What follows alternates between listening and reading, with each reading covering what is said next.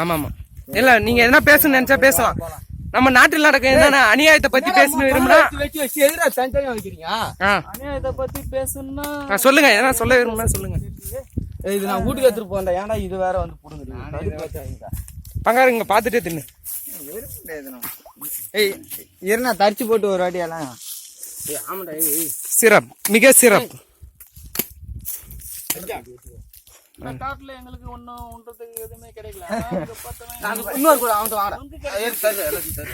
இதுல வந்து வைட்டமின் இன்னும் சொல்லி வைட்டமின் ABCD ABCD இசட் வரைக்கும் இருக்கு.